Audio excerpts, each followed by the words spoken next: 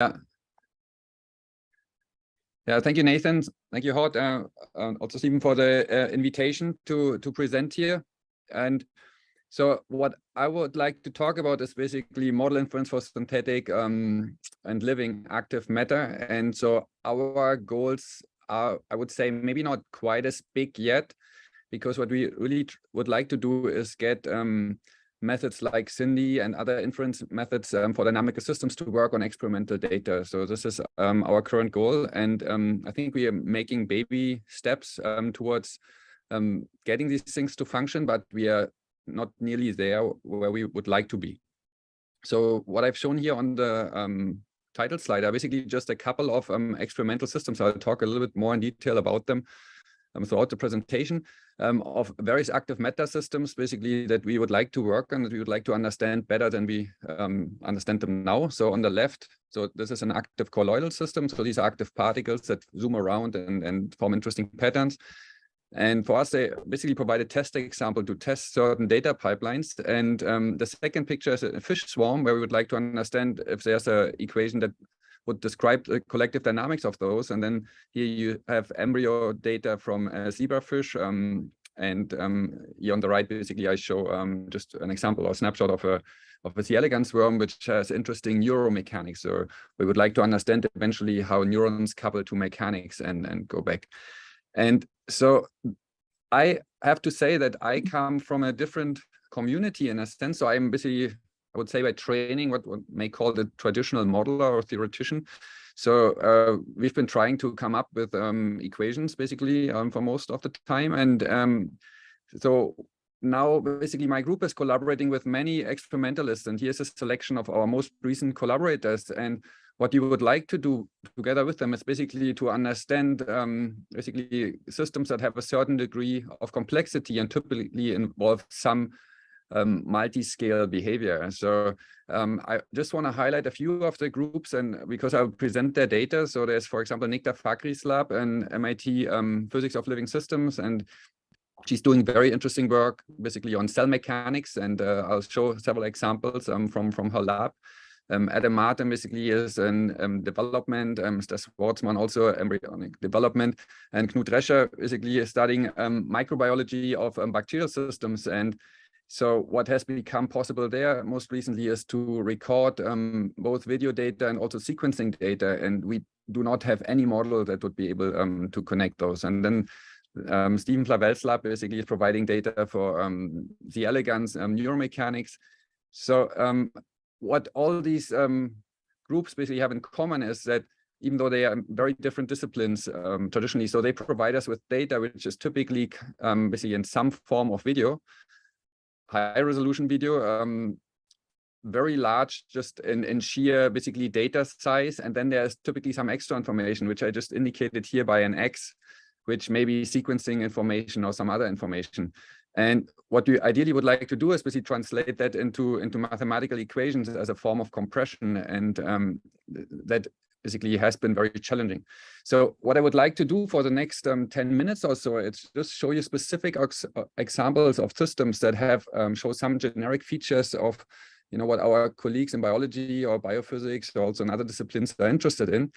And I would like to explain what the specific challenges are. And so here, the first example is basically something that has happened in our life at the very early stages, basically in all of us. So this is an oocyte, a precursor of an egg cell, in this case of a starfish. And the video was taken by Nikta's lab. And so what you can see here are waves basically propagating on the surface. And these waves basically, in this particular case, are Rho-GTP proteins. And those are known to regulate intracellular forces. So if basically a cell wants to undergo the first ever cell division in the life cycle of an organism, so this type of signaling has to happen. And so this is state-of-the-art data, basically was state-of-the-art data about two years ago or so, 3 years ago. And this is now an advanced system which has much less time resolution. So you can see here basically the seconds ticking, but it has now two signals. So one signal is, again, the raw GTP wave, which now basically appears in a different color because of how the microscope basically is built in that case. And then there's also a second signal, and I hope you can see it at least roughly. So they are granules, basically. And these granules give us a readout of the mechanical deformation of the cell membrane, because if a cell wants to divide, basically it somehow basically has to translate these chemical signals into mechanical signals. So what we would like to have, and this is something that's currently not known, is basically a set of equations that couples these two signals. So we have, in essence here, basically an example where we have a scalar field from a mathematical perspective, which is this intensity wave of the chemical signal, and then we have a vector field that describes these displacements. So even in that fairly simple case, so we, at this time, basically, we don't know anything basically really about the membrane properties, about coupling coefficients, or any of that. So what you would like to do is use automatic model inference frameworks to get to these equations, and hopefully quite efficiently. But what you can also, I think, guess just by looking at this grainy video, so there are some challenges basically to actually improve the data to the extent, or interpolate the data to the extent that we can use it in inference pipelines. So there are many practical problems along the way that prevent us, I think, from taking big steps. And initially we were, I would say, a bit naive. So we were basically taking methods that worked very well on our simulated data or on synthetic data. But once we apply them to experimental systems, there's typically some bottleneck where we have to think about basically how to overcome certain practical challenges, which are just there because of how data is collected or can be collected. So again, so this is basically one first example where we want to couple basically a biological signal and a mechanical signal. And here there are just three fields, and you could say, okay, perhaps I could still do something by hand, and probably you could. But there's basically a new generation of experiments now in microbiology, and this is an example from Knut Drescher's lab. So I'll play a video, and I hope basically you can see the video. It's not very exciting, so that's a fairly standard experiment. So you see basically a swarm of bacteria expanding over the course of roughly a day. Now, what is interesting is the type of measurement that Knut's lab can perform basically in these systems. So what they built is basically an integrated system, experimental system, where they can take videos along this line, basically, that I show here. And so what they do is basically they take a video, and you get basically a snapshot that looks roughly like this. So from these type of short videos that you can take at any point in space and time, you get, in principle, all the physical information that you want. You get cell orientation, cell density, motility, and whatnot. But so the really basically breakthrough, the real breakthrough in this type of experiment is that once they have taken a video, they go in with a robot and they extract basically a subpopulation of cells, and basically they put these cells basically in a freezer, and then they can sequence them afterwards. So what we get in this case basically as a base data is basically spatiotemporal physical information, say of the order of 10, 20 fields, or however basically many there might be relevant. But then we get also spatiotemporal gene expression patterns, so of the order of 4,000. So what ideally we would like to do is have a way of connecting these in terms of a PDE, in terms of some other basically formulation. And so this is basically one future goal, and we currently work on. And there are other systems basically where similar things are possible, where the experimentalists are now able to observe basically cell dynamics and also gene expression.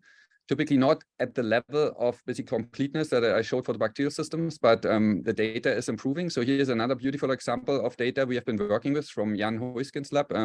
Jan was at the University of Wisconsin, is now back in Germany.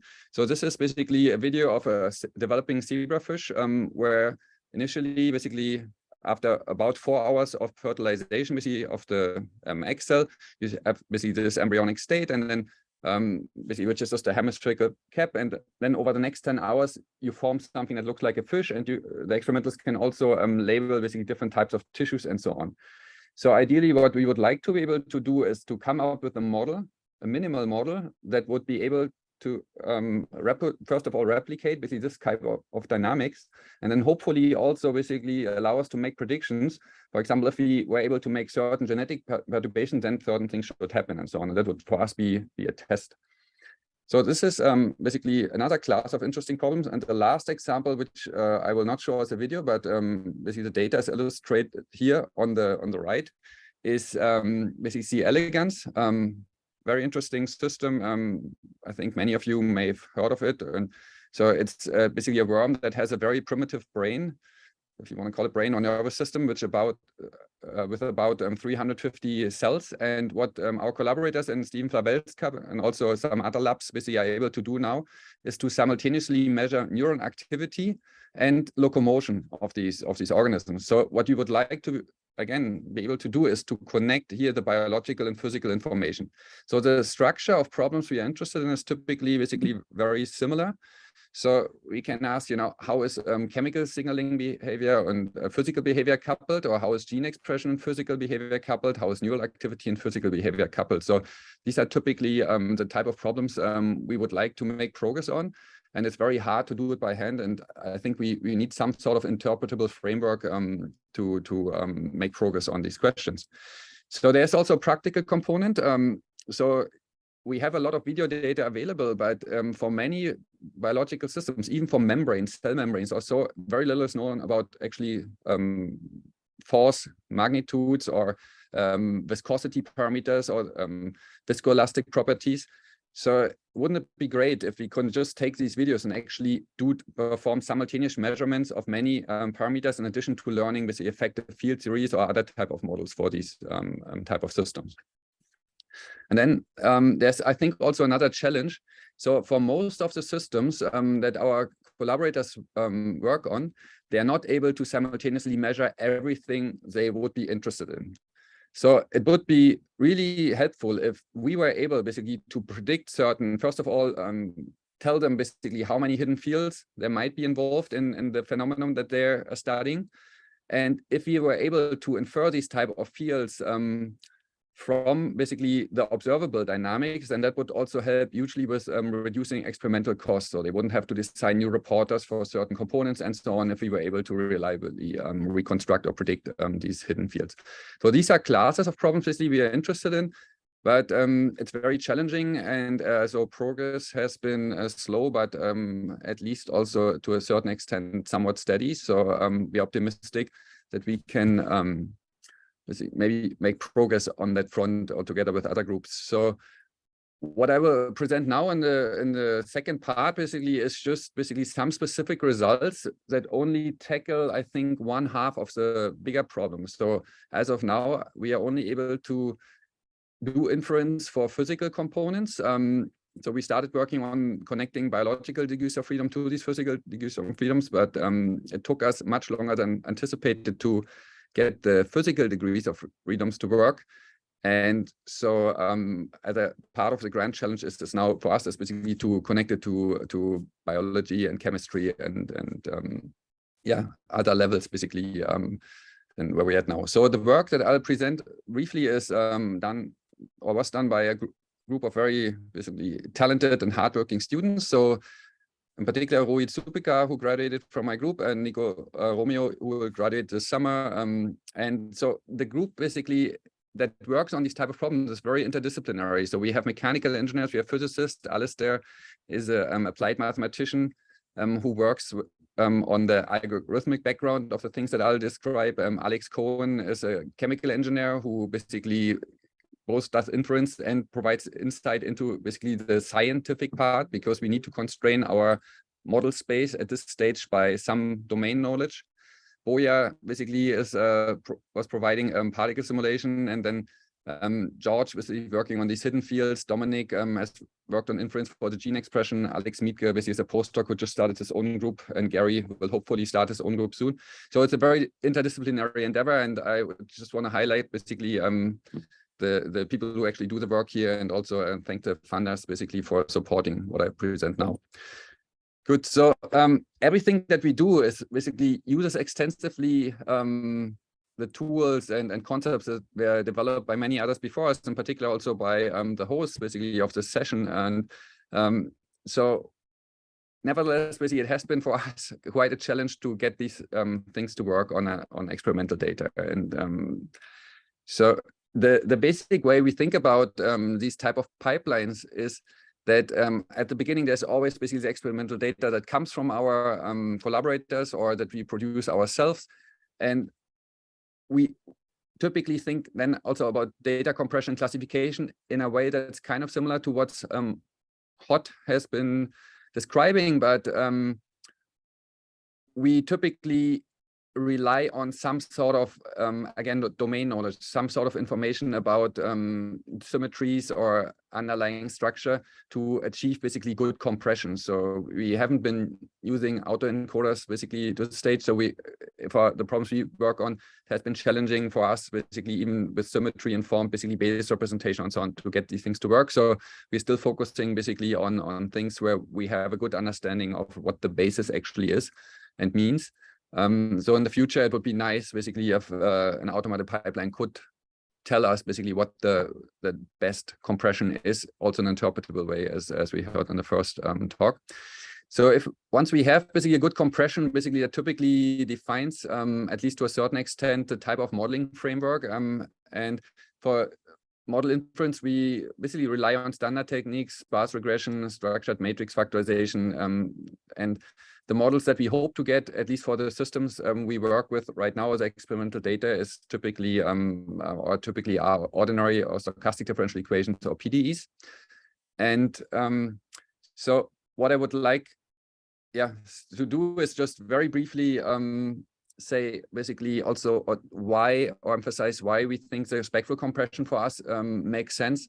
So again, I come more from a traditional basically modeling background, so where in particular in my community, people are typically interested in hydrodynamic models. So what they mean by that is basically coherent large-scale structures that encode some sort of collective dynamics that arises on scales that are typically larger than those of, say, individual cells. So maybe you are more interested in how an organ forms rather than basically what an individual cell does.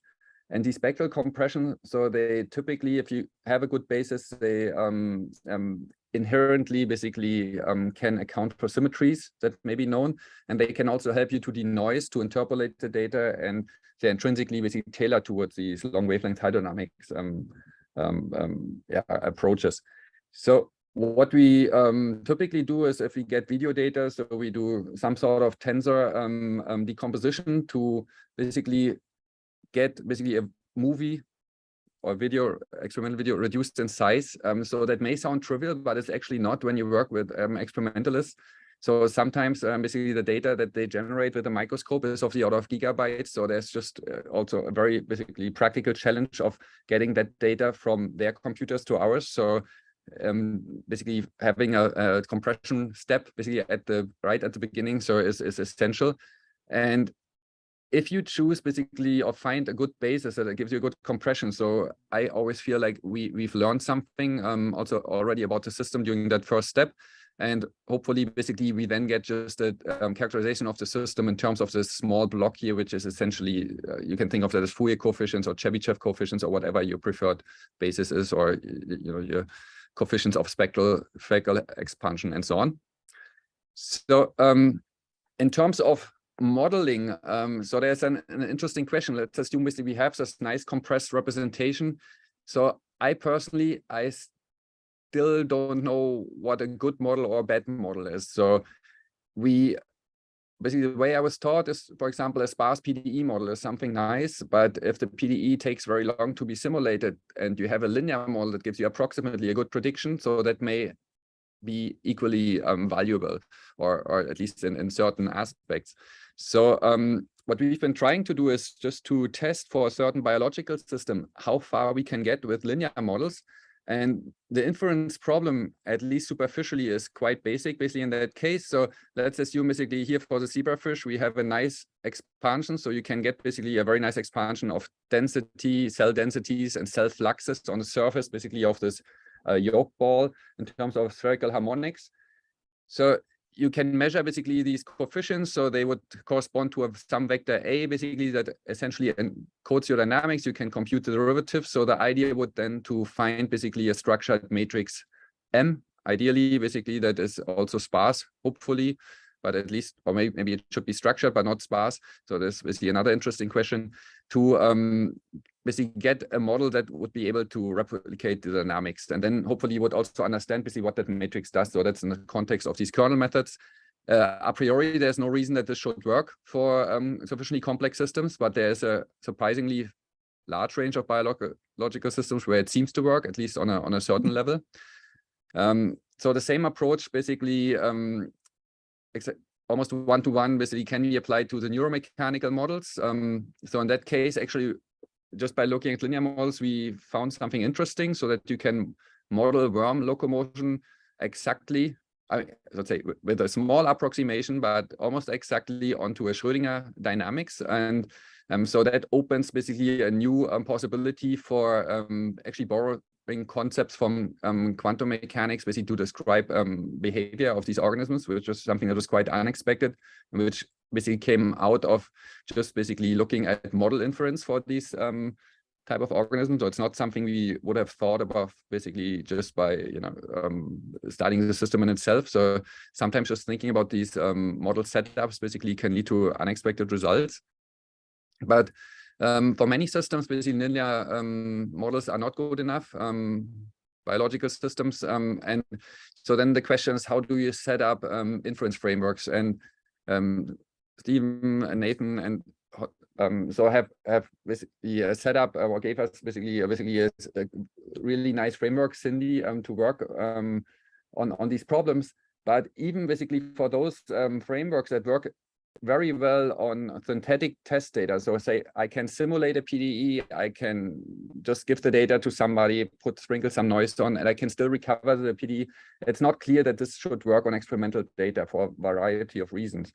So first of all, obviously, it's not clear that typically these systems have a nice PDE description. Then there's the question of coarse graining, and I'll talk very briefly about it. And then there's also the question of when is a model for a complex system basically sufficiently good. So the way basically we approached it basically naively initially was just we got the Cindy framework to work on basically test examples, test PDEs, and then we thought, let's apply it to experimental data. And then it didn't work at all and took us basically 18 months to even get it to work on a basically slightly challenging active meta model. And once we got it to work there, then it worked directly on experimental data, and we'll just show 2 examples.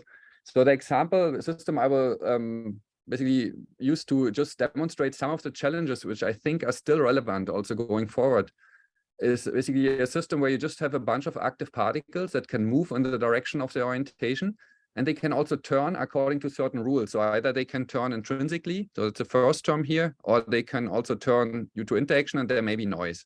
So, and for the example that basically I'll just use here as a test case, so the interactions are tailored such that eventually a system that starts from a random initial condition will settle into this vortex pattern. So there's a broken chiral symmetry basically in the system. There is basically a cluster formation in that system. So these are all things that are typically challenging.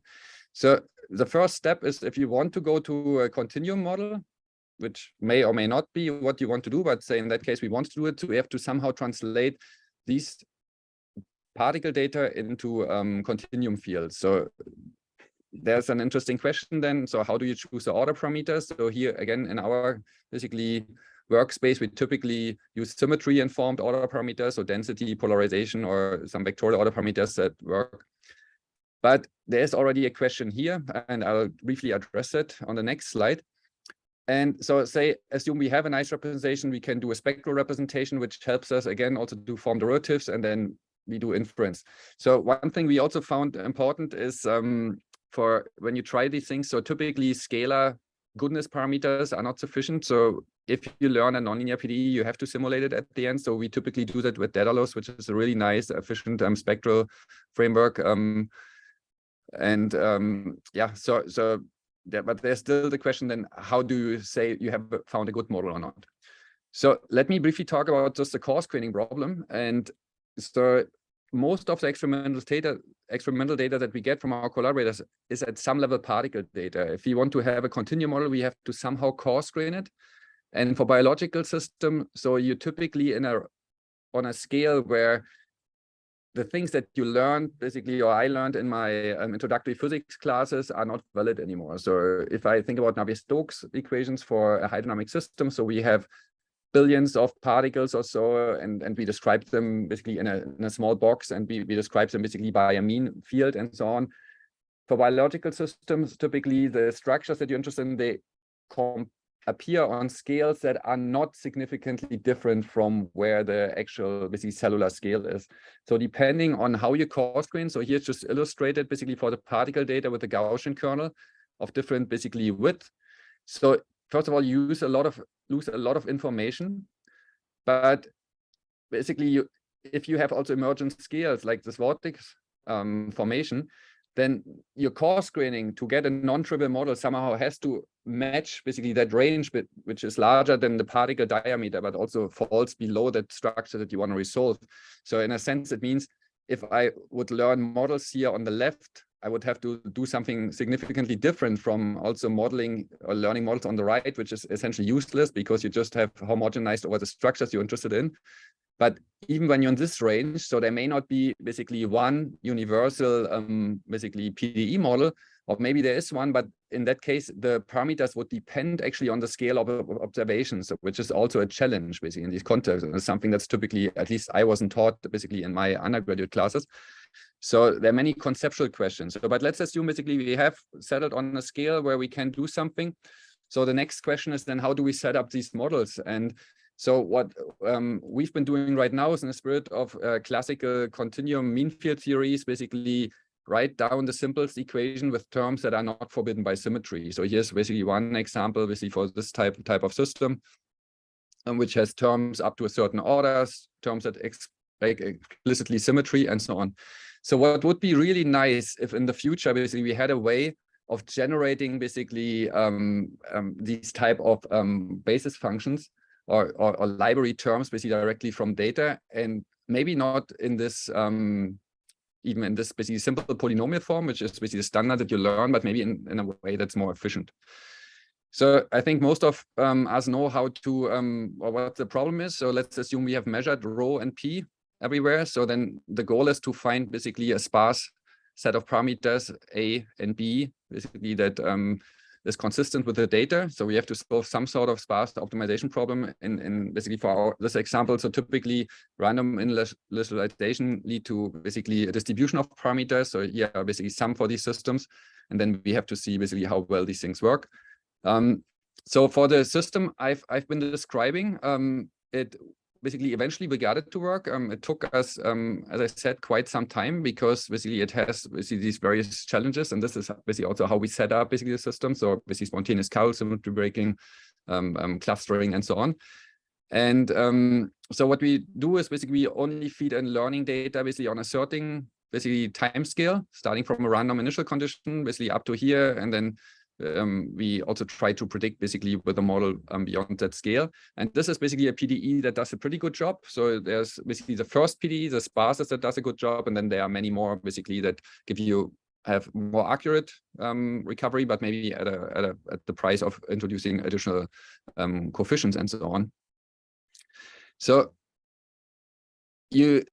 the thing is now, how can you validate whether or not such a model is good? So what we typically try to do is compare at least with some analytic estimates. So typically for these type of systems, for linear terms in your hydrodynamic equation, you can get analytic estimates. So here I just show basically that these agree. Basically, so this PDE basically does a relatively decent job of reproducing both the density pattern here on top and also the velocity patterns or the orientation patterns, which are on the bottom. So what we would compare basically is this pattern, for example, to this qualitatively.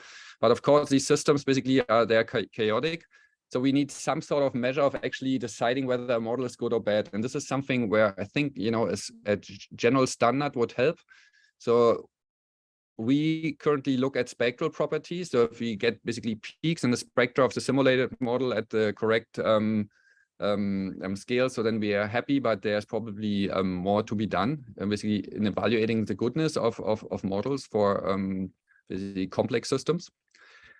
So now what I would like to do for the last 5 minutes or so, just briefly demonstrate that this actually works on experimental data. And as I said, so basically getting it to work on the particle test data took us much longer than basically here on the experimental data. So this data was taken from Danny Bartolo's lab. And what you can see here is basically a microroller experiment. So just to briefly explain the experimental data. So you have a microfluidic chip, and for that chip, basically so they created basically a racetrack type geometry, and in that geometry you have these particles running. And I'll start the video in a second. But what these are essentially micrometer sized colloids, and I would like just to keep in mind the scale. So these basically everything here is on the micron scale, and there's an electric field basically applied perpendicular basically to that chip, so it would basically point out of the plane. And what that does, it essentially leads to rolling of these colloids by some instability basically in the plane, but the field doesn't set the direction of the dynamics. It just basically makes these things roll as it provides the fuel. And so what you can see here is just a bunch of these particles basically being tracked. And there's basically a sensitive issue also that we found. So we need probably of the order, or roughly of the order of 95% tracking accuracy. If we fall below that, for other systems, we cannot learn PDE. So there's also some issue here for how we can take data that may be noisy, corrupted, and actually get it up to a quality so that we can learn these equations. So now basically what we did is we basically run the tracking data through the same pipeline as the test data. And this is the sparsest model basically that the algorithm discovered. And so these models are now interpretable, also the way they are set up, because the library terms are interpretable. And so the first is just mass conservation, which is for us just a test, basically, that it's recovered. And then there's an equation basically for the velocity field here, which is, if you look at it more closely, is basically what's called a generalized or basically TONA2 model, or compressible TONA2 model.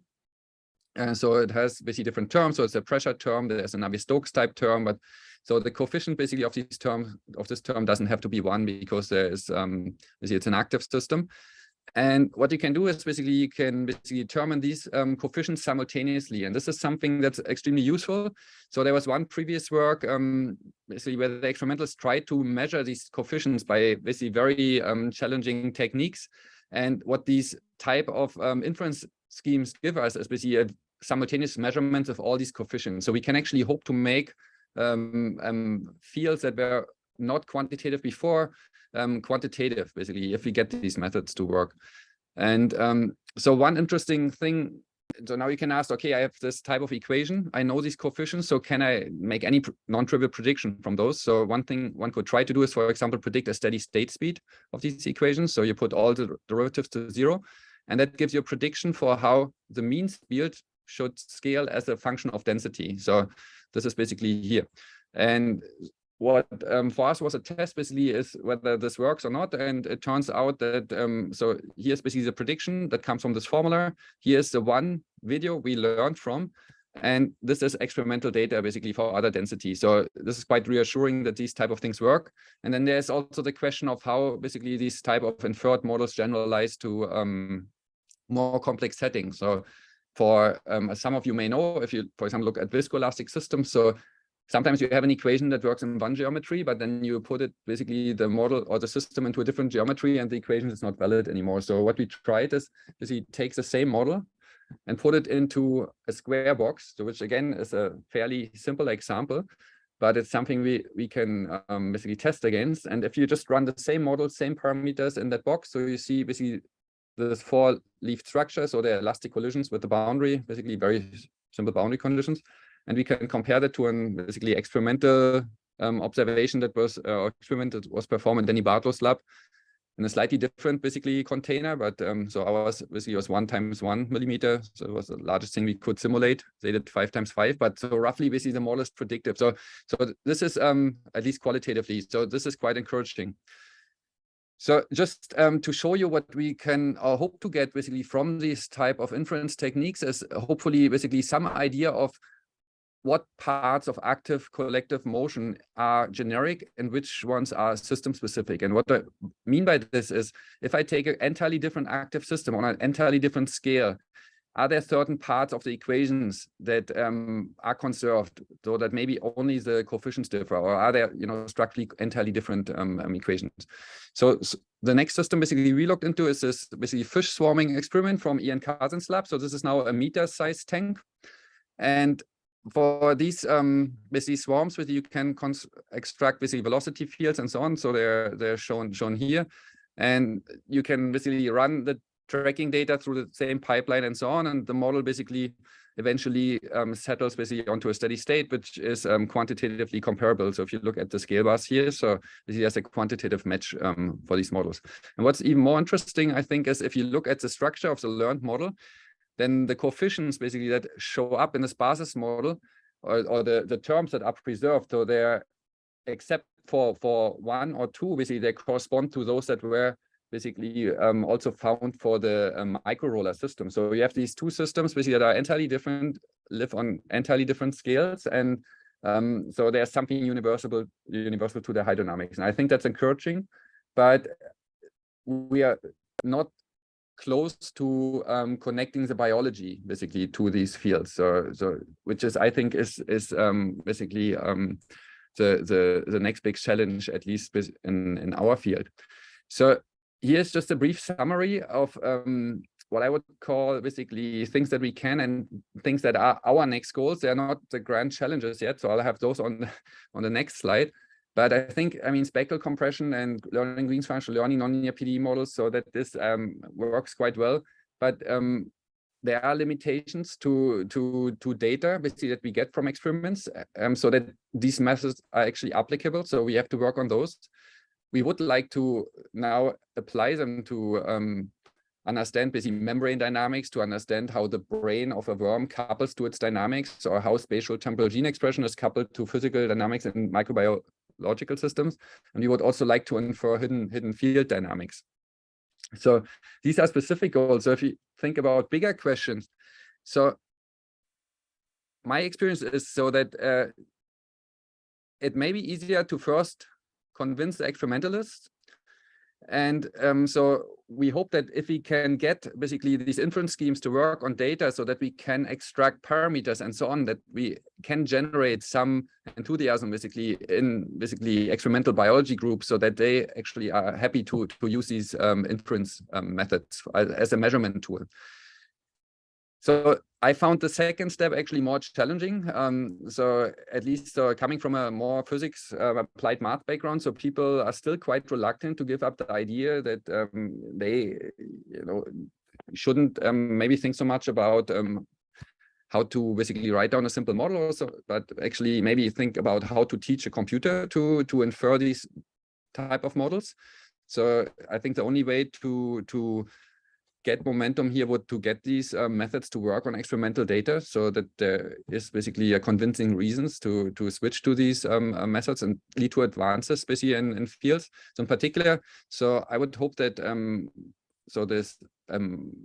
these techniques that we discuss here, so they will eventually lead to transformation of biology from a more qualitative science to a quantitative science, and even for very basic questions. So how do membrane viscosities depend on certain levels of proteins and so on?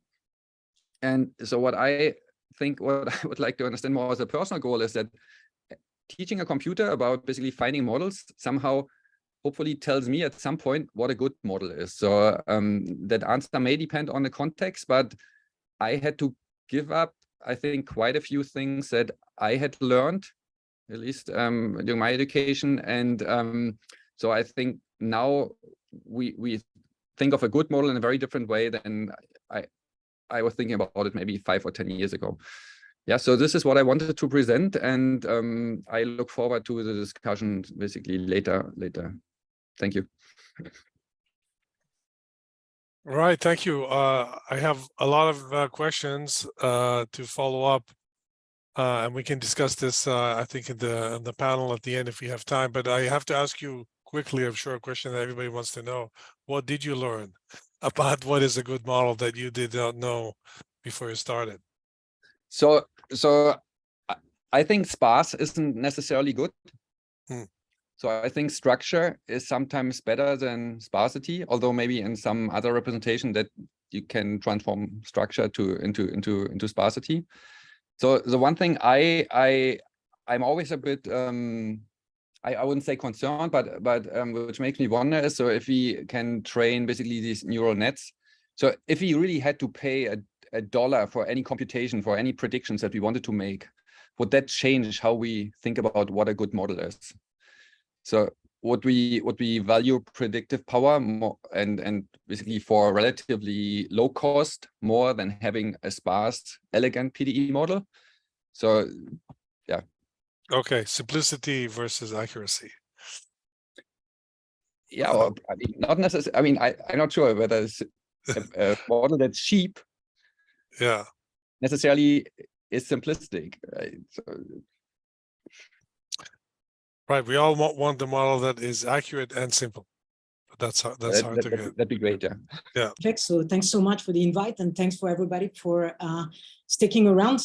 It's been quite a few wonderful talks, and so I'm gonna zoom in a quite a different application. So I come as a climate physicist here, so my perspective is very different. I'm trying to fix one problem, which I would call is a grand challenge to begin with, and I'm going to try to take you through, one of those challenges and where machine learning and AI can come into play. I think what I'm going to say is going to resonate with some of the comments made by the other speakers, but not necessarily. So I think it's going to be an interesting discussion afterwards.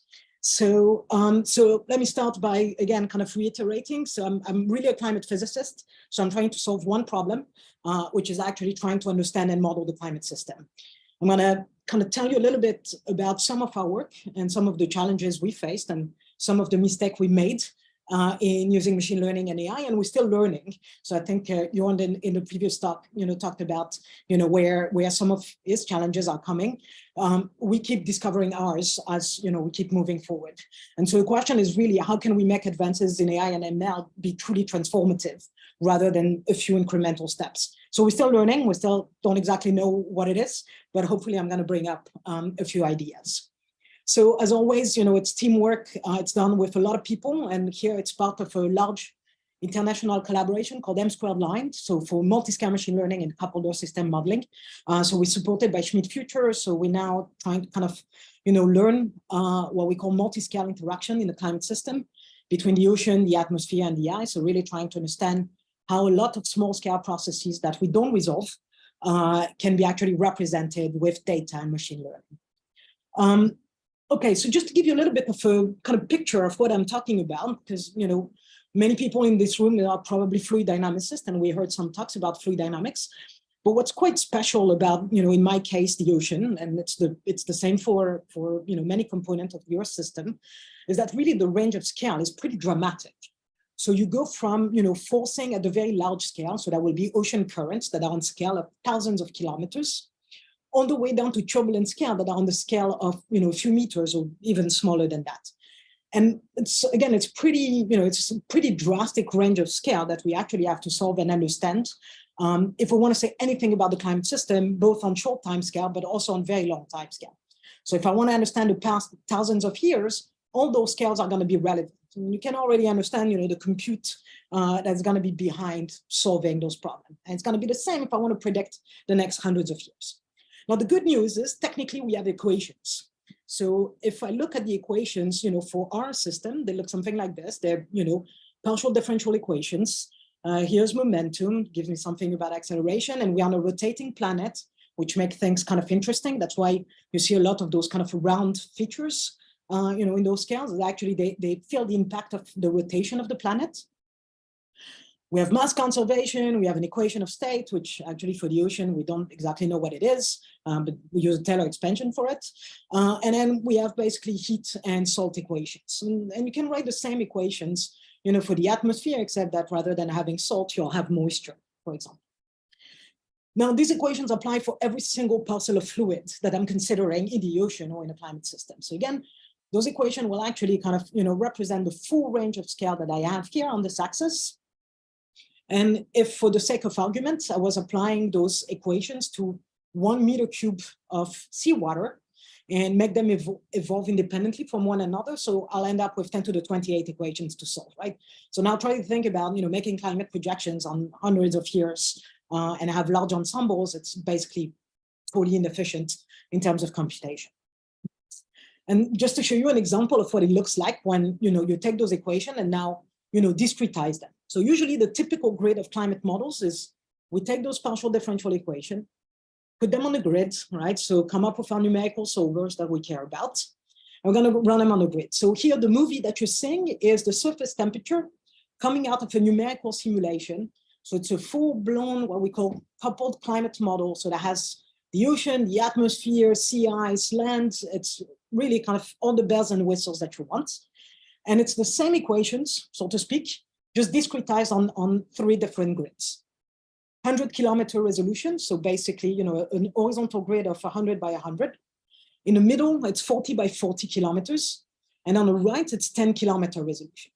So again, I don't really need to say much except that as you increase resolution, meaning you make your grid size smaller and smaller, you actually resolve more of the turbulence scales, right? So we resolve that kind of spectrum of scales, of those turbulence scales that affect the flow. Now, of course, if I increase resolution, I made the computation actually slower and more expensive. Now, the typical climate model that we use today are actually around that resolution, so 40 to 100 kilometers.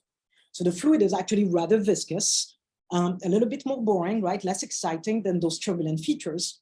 But most importantly, all those turbulent features that we don't resolve at those scales are actually impacting the large scale flow. So they'll impact how much heat the ocean can take up, for example, in the atmosphere, it'll basically kind of, you know, affect cloud formations. So really not resolving those turbulent scales does not just make the movies more viscous, it actually changes the behavior of the large scale fluids and your climate projections, if that's what you care about, which in my case it is.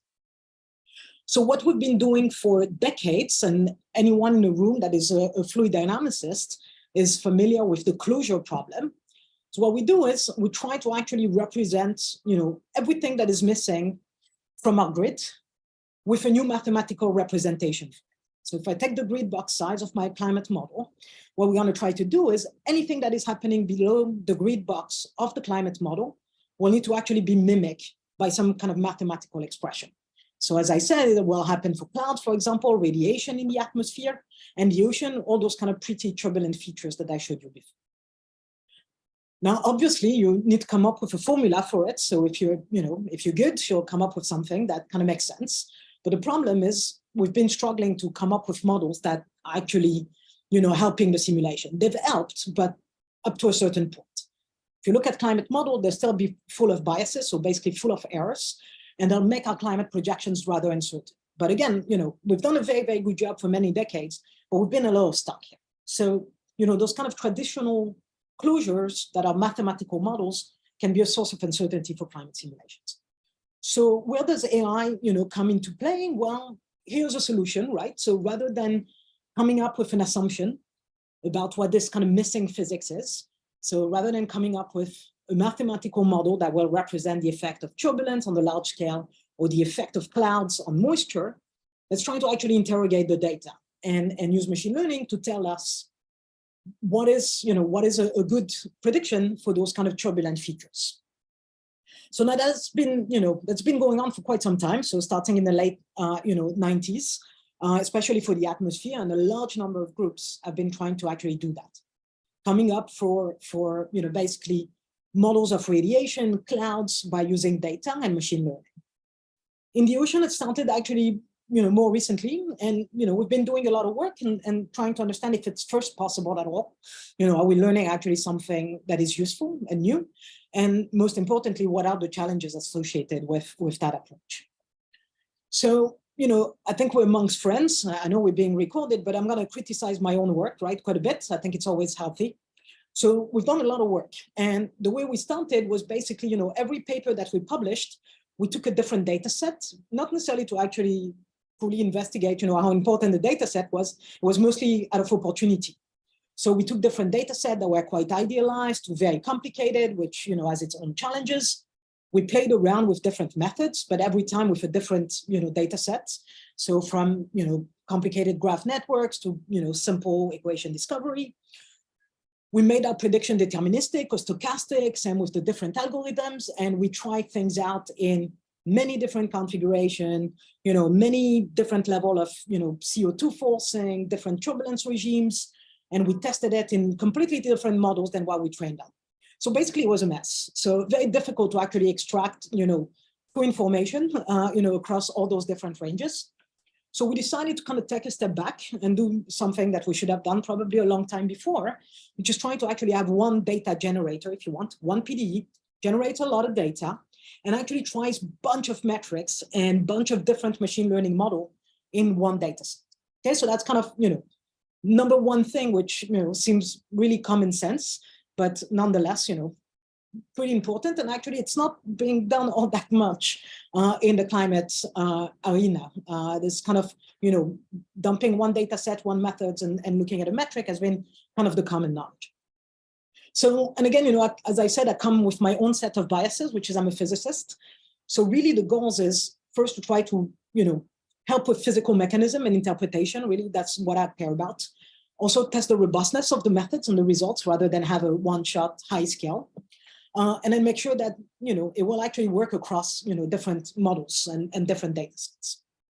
So we, if you're interested, we use a very simple turbulence model that is kind of the bread and butter for rotating turbulence in fluids to try to mimic, the effect of those kind of features that usually will not be resolved at coarser resolution, and then make sure that it will actually work across different regimes and different turbulence regimes.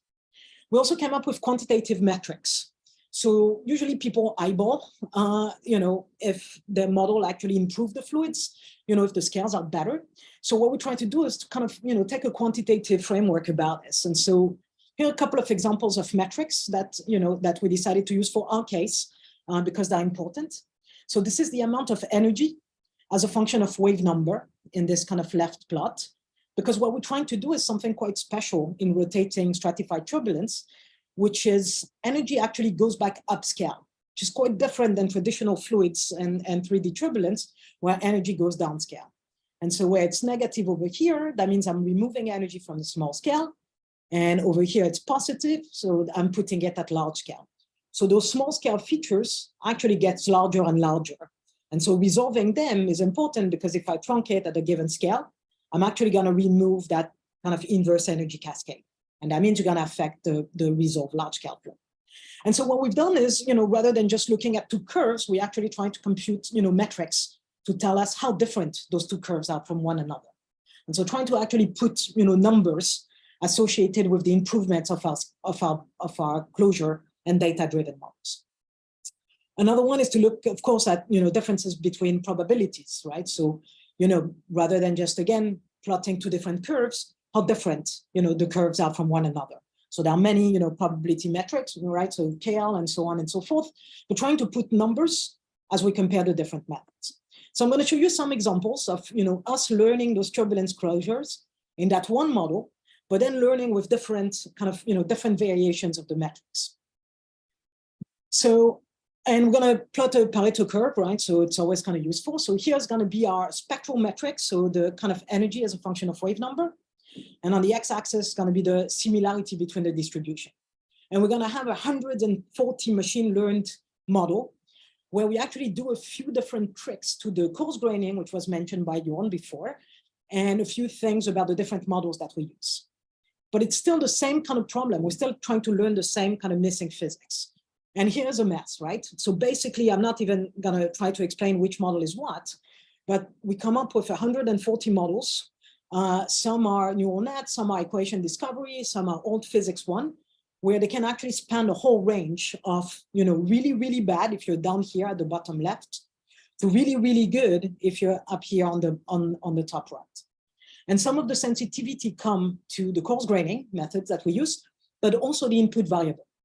And so again, that comes back to a point that Hod made earlier as which variable should we actually choose to actually learn something that is useful and meaningful. And here has been really something quite, inspiring for us is that depending on the variables that we choose, we can get either a terrible result or an almost perfect result. So always something to keep in mind is, even as a physicist, sometimes I actually make the wrong answer. Second kind of slightly philosophical point, and again, I think one that has been made before is, where do I want to be in this curve of error versus complexity? Do I want a model that is actually perfect, where I have as many numbers of parameters as possible and give me a low error, but really hard to interpret? Or do I want to be over here where I have very few parameters? So usually it's been the way the physics models have been dealt with. You have one parameter or maybe two. But what we've seen, at least in climate or in kind of turbulence, those models actually don't generalize very, very well. And it's still full of uncertainty. And of course, almost the dream will be to be somewhere around here, right? Where you're sparse enough, where you don't have too much complexity, but you can interpret it and your error is low. So that's a little bit of the dream. And so we're going to try to span this kind of range for the problem that we have at hand in this kind of turbulence fluids, and try to see actually the behavior of those different models across, basically across different type of turbulence regime. And, do we learn anything from it, and what kind of methods we're using? So first one, it's very related to Cindy, right? So you start with a data set, right? You feed a library of function to your algorithm. You're going to prune that library of function, and you're going to come up with a closure. So this kind of missing turbulence. And in our case, it was very nice, right? So that was our first attempt. We came up with a nice, symmetric tensor that actually captured all the right properties of, the fluid interaction.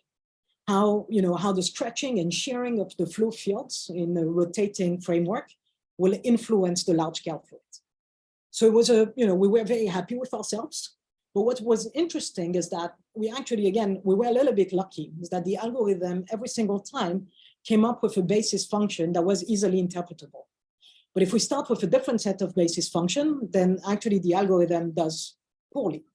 So again, we go back to actually knowing what you fit in might be quite important.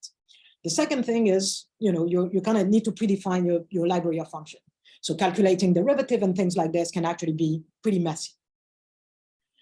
So, we tried to take something a little bit different, and we tried to take a different approach, right? Is we still want to learn a sparse model that is interpretable, but we don't want to learn the full library of function. We don't want to, make all that extra work of calculating derivative and high order derivatives with data, which introduce tons of errors, by the way.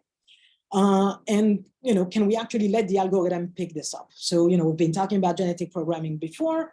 So here we're going to evolve an expression, right? Trying to mimic natural selection, and we don't preload anything. Still need to come up with a set of data. We're still trying to learn this kind of turbulence closure, but now we're using genetic programming to do it. Now, again, the plus of it is I don't need to compute anything ahead of time, right? I don't need to compute derivatives. I don't need to store tons of stuff in memory, and then let the algorithm come up with whatever answer it wants. Now, the downside is, and I don't know if that was mentioned by the other speaker, so if I missed it, but the downside is I'm still trying to learn something that is physics. So, I need to add different quantities that have different units. So either I need to, do Buckingham pi ahead of time, or I need to make sure that the algorithm does not do anything stupid.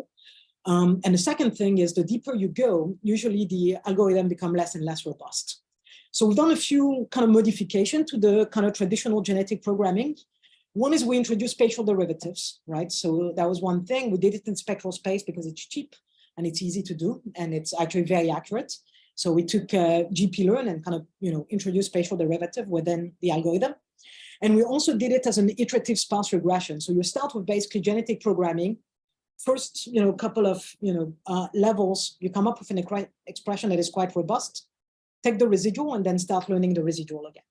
And we had a little human in the loop intervention, so we don't let the algorithm add quantities that have different units.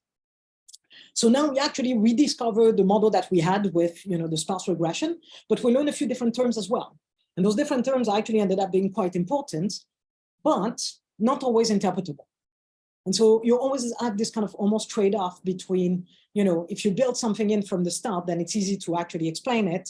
If you let your algorithm figure something out, the interpretability is not guaranteed because you come up with an equation. So that still remains, one of the key challenges. As a physicist, I find it kind of cool because I try to learn something, and if not, then that means I just learn noise from the data, but it makes it kind of, interesting nonetheless. So let me show you a few examples now of, we trained those machine learning models. Some were, full-on neural nets. We took the best one we've got in that Pareto curve over here. One is the best physics parameterization that there is in my field. And the other one is the equation discovered one. And we're going to compare all three, just, to get a sense of what's going on. So this is the true data set. So whatever we're trying to get at, run, so a PDE run at high resolution, very nice and turbulent flow field. Same PDE, but run at coarser resolution. So now it's less turbulent, so more viscous. Now, if we take the low resolution PDE and implement our closures. So this is the physics-based one, so that will be our baseline. It does pretty well, right? Just eyeballing for a second, it does pretty well. This is one that is learned with a neural network, also does very well. And this is our equation discovered one, also does equally well. If we look a little bit more closely, not everything is equal. So if I look at the amount of energy as a function of time, which is almost kind of the key quantity we're trying to kind of capture in those simulations, because when you run at coarse resolution, you actually dissipate way too much energy. So if I look as a function of time, the gray line is going to be the kinetic energy of my coarse resolution model. The black line is the kinetic energy of the high resolution model. So my truth, whatever I'm targeting. And now the different colors are basically my different, low resolution plus closure. So you can see the neural net here, over here. So that's the green curve. Get a pretty good level of kinetic energy, but during spin up, it actually goes a little too fast for its own good. The two other model, equation discovery and the physics-based one, also go a little bit fast, but not as fast as the neural net. But all of them get roughly to the same level of kinetic energy. If I look at the probability of one of the variables, so in our case, it's called potential vorticity, but it doesn't matter, just the key variable that the model is solving. So again, the coarse resolution is the gray one, so less tails, so kind of basically we don't get kind of the extremes. If I take the coarse resolution and add our closures, the best one is actually the neural net, which is also kind of interesting, while the two others are doing a better job than with nothing, but still not as good as a neural net.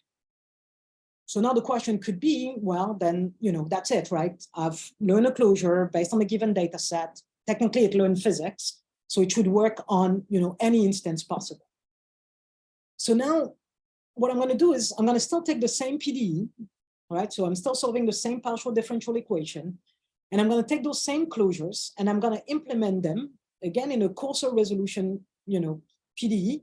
But now I'm going to tweak one tiny parameter in that partial differential equation, which is the rotation rate. So technically, those partial differential equations are the same if I'm sitting in the southern hemisphere, or if I'm sitting in Seattle, or if I'm in the tropics. It's the same partial differential equation, so my closure should work at all those different latitudes. And now you can guess what's going to happen is obviously not everything is equal. So same partial differential equation. This is my truth, high resolution, low resolution. So at high res, what you can see is there are lots of jets, right? So again, you can think about the jets on Jupiter or the jet in the Southern Ocean or those in the mid-latitude of the atmosphere. If I run at coarse resolution, those jets are gone, right? Or they're very kind of dissipative. If I take my coarse resolution model and plug in the best physics, closure that we have, doesn't do much. Almost nothing is happening. There's almost no difference at all. So here it's one parameter, right? Technically, so it's the simplest possible model that you could come up with that did very, very well in this more isotropic turbulence case. If you take the neural network, which was actually almost the best performing one in the previous case, does a terrible job. Actually tries to make everything more isotropic rather than keeping jets in place. And if you look at a sparse model, actually does a pretty decent job at that resolution without retraining, without relearning anything. So it's not as sparse as a physics-based one. It has a few more parameters, was learned on data that does not come from that simulation, but actually can generalize very well to different turbulence regimes. And that's a high bar for us, right? We want something that is truly physical. So something that's going to work across kind of different physics, across different regimes. So I want to try to sum up, those kind of few examples that I gave you here, and at a more kind of high level, rather than just telling you, oh, we're going to try to look at the different data sets.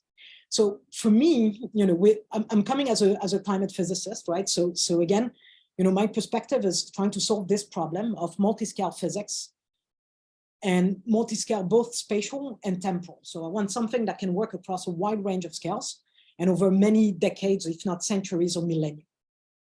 And I always ask myself that question, right? how is it that we can do better than what we've been doing for the past, decades in trying to solve that problem of multi-scale? So first one is, I think it's going to resonate with the other speaker, right, is kind of, should we extract the essence of what we're looking for, right? So do I want a machine learning model that is perfect for one task, say capturing those scales, just one scale? Or do I want it to be excellent? It'd be great if it was perfect, but for many tasks. So I want it to work across all those scales, across all the resolution, across all the different physics. And even better, if it can actually work across, different components of our, kind of physics spectrum, so to speak. Second point is, and we brought this up a few times. So, I mean, of course, just kind of to reiterate, the first point really relates at, basically, do I want a deep, do I want to use deep learning, or do I want something that is sparser, right? So that would be kind of my first bullet point here to just kind of probably resonate with a few. Second point is state space. So again, many of us have kind of mentioned that point that, we quite often rely on the variables that we know or that we think are useful, and then we find the right answer. But there might be actually more salient variables that are understandable that we should actually focus on. I still don't know how to figure that out. Quite often we do it by trial and error to figure out what are the right variables, but I feel like without that, then we keep relearning what we know already, or we're learning something that is actually harder to understand. So I think there is a space somehow, somewhere where, kind of trying to figure out what are the salient variables that we care about is definitely going to be an important problem. So my third point is what I call similarities, and it's almost philosophical questions, and maybe Had mentioned something along those lines. So should we learn commonalities across problems, so across data sets, across physics, across scales, or should we learn actually what we don't know? So, putting aside what we know and only focusing on what we don't know. And I keep oscillating between those two ideas, right? I think there is a lot to be learned in terms of learning commonalities, but not forgetting that we're still looking for things we don't know to actually advance the field. And the last one is maybe more controversial. Should I just forget everything I know and, throw everything out the window and, let AI figure out everything? And, I always oscillate by that because, I come as a climate physicist with all my biases, and maybe I should just forget it and let AI, figure everything out for me and then learn from there, which is, we've done some of that for some of our problems, but maybe we should do more of it and be open to, what can come next. So I'll leave it at that. I hope those are high level enough to kind of get us into a bit of a discussion, hopefully, and resonate with some of the other speakers. So thanks again for having me. It's been great fun. Thank you. A lot of questions to think about. Jorn, I don't know if you can unmute yourself, and Ishano as well. We have just a few minutes left, but it would be good to have a little bit of a discussion of where things are going. I'll just start by asking sort of what are the biggest challenges right now to using a lot of these techniques? Like, is it not enough data, as we saw in the talk in the morning session, or is it that the AI is not powerful enough? They're using the wrong models. Some people say that the data quality is not there, especially in climate. For example, you have sparse data, and sometimes it's missing, and you have data for this part of the world, but not that part of the world. Data changes with time, rare events. I mean, what challenges? What are the challenges? I can go for it, and then I get to the others. So I think, yeah, some of the ones that you mentioned are definitely key, right? We've been relying on simulated data a lot to actually try to poke at what AI can do. So definitely sparsity and non-stationarity of the data are definitely critical. And then for the kind of multi-scale problem, also trying to figure out, what are the key variables that we really want to focus on, rather than just assuming that those are the variables that I'm also used to for many, many years. So again, maybe throwing out my knowledge at the window to see what AI can do. Some people say just throw in all the variables, everything you got, and let the AI sift through it, and maybe who knows what affects what. I mean, Correct, correct.